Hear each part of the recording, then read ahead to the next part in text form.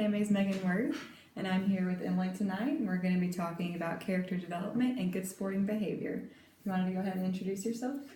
Hi, I'm Emily Ebelhar. I am a biology major here at UofL. I'm a senior, and I'm also a psychology minor.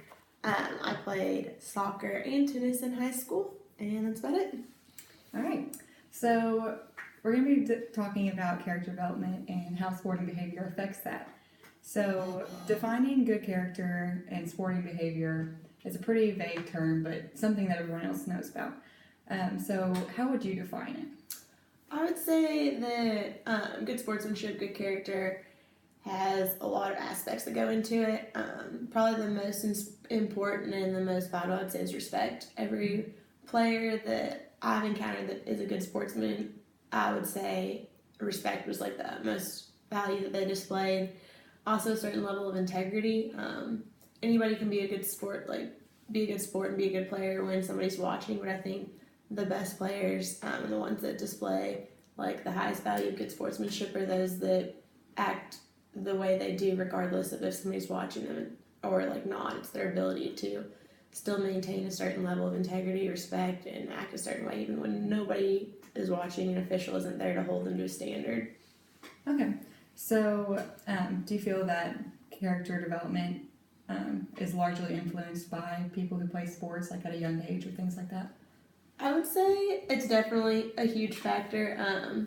The people that you're around when you're younger, playing sports, you're very impressionable when you're younger. You're still developing emotionally, socially. Your cognitive skills are still developing, and you're learning kind of who you're going to be. And the way you act is in a big way reflects the people that are around you. You're heavily influenced by people around you, and if you're an athlete, those people around you most of the time are going to be your teammates and your coaches. So you're practicing day in, day out, day after day, games, and you're going to hang out with them because those are your friends as well. And so you're going to start to take on those values of the people around you. Whether you recognize it or not, you're going to just see things, and subconsciously you're going to be imitating them, and your peers' values are going to become your values. What your coaches stress is going to be what you're going to value as well. So who you are around the most reflects a lot of who you're going to be. Okay, so you kind of think that seeing other people do things like that will make you kind of reflect off of that and do the same things? I think so. I think that whether you realize it or not, you take on the values of what's around you. So if you're seeing somebody that you look up to as a role model, whether it be a coach, a peer, or just somebody professionally you see in the media, if you see them act a certain way and you look up to them and it's accepted by society as a norm, and that's how you're going to start acting too, whether it be how you should be acting or not. If they do something bad and get away with it and people are oh yeah, that's fine, then you will take that on as well. Okay, so with that, do you feel that self-efficacy or seeing other players think that they can do something and accomplishing those goals, that they pick up on seeing things that imagining they can do it and thinking that they can do it? I think that plays a huge factor as well. If you're always around people that are saying that, being very negative, I can't do this, I can't do that, then eventually you're going to start saying I can't do this, I can't do that. Whereas if you are surrounded by friends, families, coaches, whoever, and they're always pushing themselves, saying I can do this, I can do that.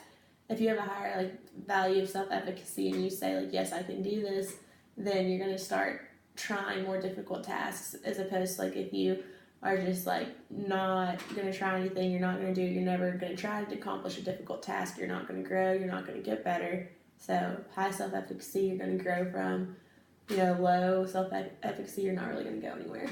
Okay, so those seem like they really relate to each other. Do you see a connection that both of those help you develop on how you perceive later life things? And I would say definitely the more kind of difficult situations that you're willing to encounter, thinking that you can handle a difficult task, you're going to get more experience. Whereas if you face some scenario where it might be difficult, but you automatically decide, no, I can't do that, then you're never going to try it, and then you never will be able to do it. Mm-hmm. So you won't go as far as if you had tried, and even if you failed, you learned something from the experience. Yeah, so I feel like a lot of those are building on your morals and how you carry out your attitude throughout sports and life. So how would you say that those morals play into sports and how people make decisions while playing? I would say that your morals when you're playing sports are a lot of the morals that you're going to have in everyday life. You learn them same from the people that are around you. You learn it from your environment, from the situations that you're in, and you also kind of learn it in a way that if the people around you like accept a certain like value, then that's what you accept as well.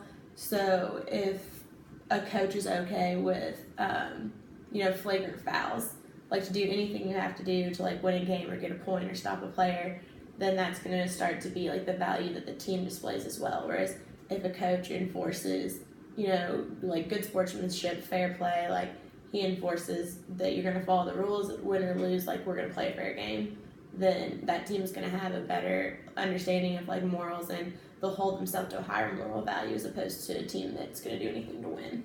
Okay, so coaches and like parents play a big role in it.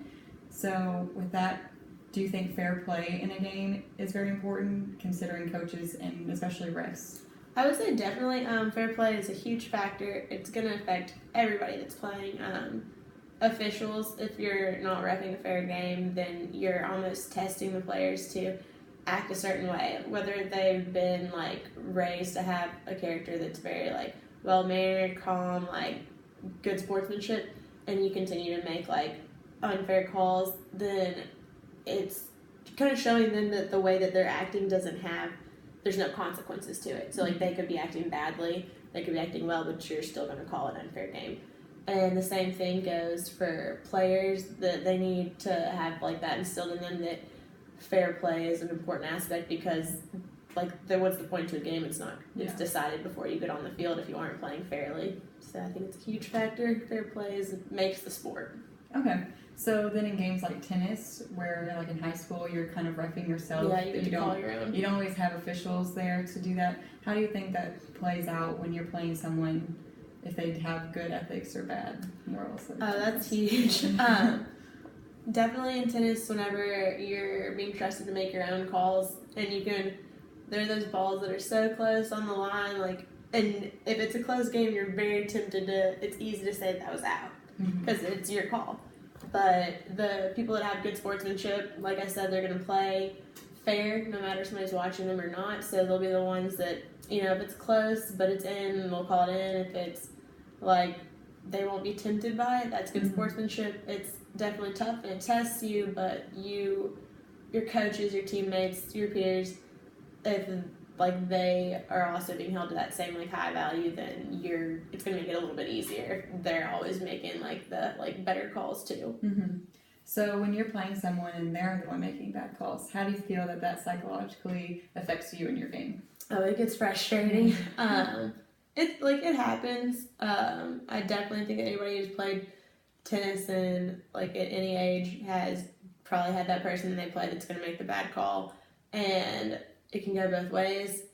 It's really easy to stoop to their level, and you start making bad calls to get even with them, but in the long run, like that doesn't really get you anything. You might win the game, but what does it matter if you didn't play fair to get there? It gets very frustrating, and that can help some people if you're like frustrated to play harder. It can also like just psych you out, throw everything off. I think you just have to like take a second, like take a little breather, think about what your values are, how would you feel if you won this game by like cheating to do it? Does it really feel like a win? And just kind of go back on what you learned from, like I said, your coaches, peers, what you think your moral values are, and just stick to those. Okay. So in the larger world, hazing seems to be a problem, like in the news or anything. So what would be your viewpoint on that? I would say that personally, I myself don't have any experience with hazing, so the only knowledge I have about it is like what I hear in like social media, the news. I don't see a value to it necessarily. I can't say that I've heard any argument that would like make me be pro hazing.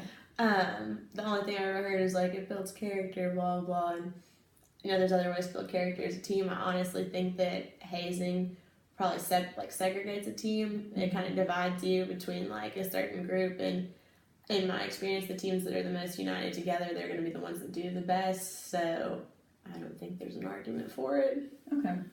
So, like in the end all game, we talked about how everything affects you and how you play. How do you think that winning in the end overall affects someone, or even losing? I think that whether you win or lose the game, it doesn't affect the kind of person that you are, or it shouldn't. A person that is a good sport is always going to be a good sport, and a person that is a bad sport will be a bad sport. If you win a game, like the person that isn't a good sport is going to gloat, they're going to rub it in, they're going to be that person that makes the like losing team feel worse about themselves. If they lose, they're going to badmouth, they're going to blame it on officiating, they're going to come up with excuses. But if you're a good sport, you win, you're going to be like happy, but you're also going to be humble about it. You're going to like not make the other team feel worse than they need to about losing, and it like you're the losing team, like you're going to take it graciously, humbly, like you're not going to badmouth. And those are just go back to the values that are instilled in you, the kind of person that you are, your character development. And it's not, I don't think winning or losing is going to affect the like type of sport that you are. I very much agree with that. And I feel like all of this kind of intertwines together on who you become and what kind of sportsman you become and everything that develops. But I think that's all that we have for tonight. And I'd like to thank Emily for being with us. So thanks.